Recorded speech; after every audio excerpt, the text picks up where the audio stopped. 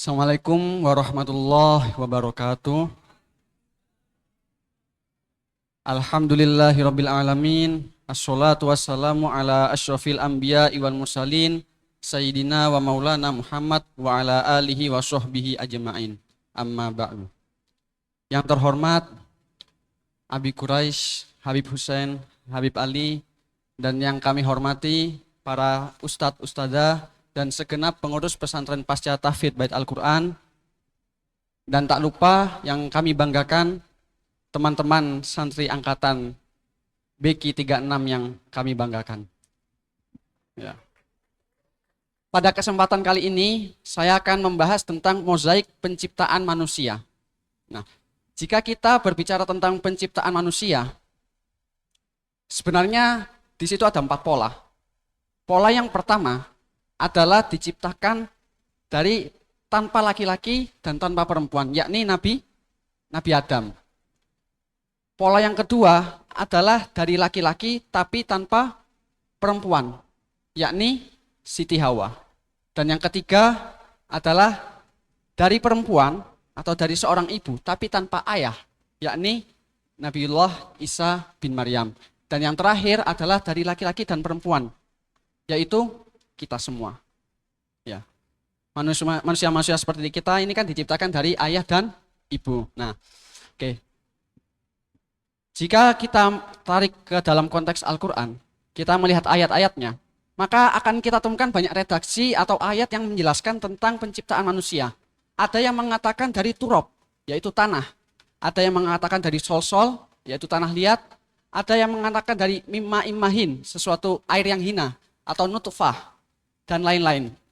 Nah, pertanyaannya adalah, apakah dari ayat-ayat tadi itu menunjukkan kontradiksi atau malah memiliki hikmah di balik penyebutan penciptaan manusia yang bermacam-macam itu?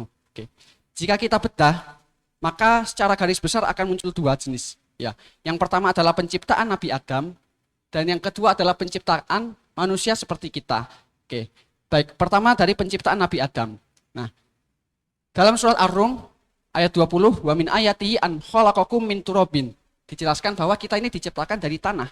Lalu pada surat Al-Hijr ayat 26, wa laqad khalaqnal insana min solsol, dari tanah liat. Jadi tanah, kalau tanah liat itu yang udah ada dikasih airnya, sehingga kita bisa terbentuk. Min hama'im masnun, dari lumpur hitam yang bisa dibentuk. Masnun itu sesuatu yang siap dituangkan. Jadi ibaratnya kita ini tercetak. Nah, setelah kita tercetak, itu kalau dalam Ar-Rahman itu min solsolin kalfakhor, seperti tembikar, ya. Tembikar itu kayak yang udah kering gitu, udah jadi. Nah, baru setelah itu faidza sawaitu fi wa nafakhtu fihi mir ruh. Nah, kalau udah terbentuk barulah kita ditiupkan ruh di situ. Jadilah Nabi Adam. Yang kedua, untuk penciptaan manusia seperti kita, itu bisa kita lihat dalam surah Al-Mu'minun ayat 12 sampai 14. Walaqad khalaqnal insana min sulalatin min tin. Kita ini dari saripati tanah, ya. Itu tadi awalnya ya, penciptaan Nabi Adam. Lalu summa ja'alnahu nutfatan fi qararim makin.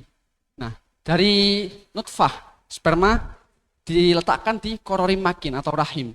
Nah, dari proses itu muncullah zigot. Ya, zigot. Nah, setelah itu summa ja'alnahu nutfatan fi qararim makin summa khalaqnan nutfata 'alaqah. Nah, dari yang awalnya adalah sperma, kita menjadi segumpal darah. Kalau dalam tafsir Al-Misbah dijelaskan bahwa alaqah ini sebenarnya maknanya banyak dan masih bisa berkembang seiring berkembangnya ilmu pengetahuan atau biologi. Ya. Alaqah, summa khalaqnal alaqata mudghah. Nah, dari yang segumpal darah tadi menjadi segumpal daging.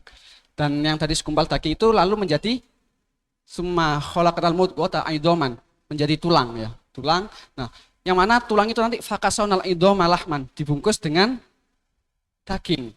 Nah, summa ansya'nahu khalqan akhar, kemudian kami jadikan bentuk yang lain. Maksudnya bentuk yang lain ini apa? Ya jadikan manusia gitu. Itu juga sudah waktu ditiupkan ruh dan lain-lain. Nah, fatabarakallahu ahsanul khaliqin, maka sebaik-baik Allah untuk penciptaannya. Pesan yang dapat diambil dari tentang penciptaan manusia ini adalah yang pertama, janganlah kita meninggi, karena kita ini asalnya adalah dari tanah, sesuatu yang rendah, ya. Dan nanti kita juga akan dikembalikan ke tanah lagi. Minha khalaqnakum wa fiha nu'idukum. Kita juga dari sesuatu yang hina, mimma immahin, ya. Maka janganlah kita terlalu merasa mulia, padahal kita dari sesuatu yang hina, ya. Pelajaran kedua yang dapat kita ambil adalah di sini dalam proses penciptaan manusia ini, Allah ini ingin menunjukkan bahwa kita ini jika ingin menuju sesuatu itu ada prosesnya, tidak serta-merta langsung jadi, tidak serta-merta langsung ada. Manusia, ya kan, kita ini asalnya dari tanah atau dari nutfah, sehingga bisa menjadi manusia, itu ada prosesnya. Jadi Allah ini ingin menunjukkan proses itu.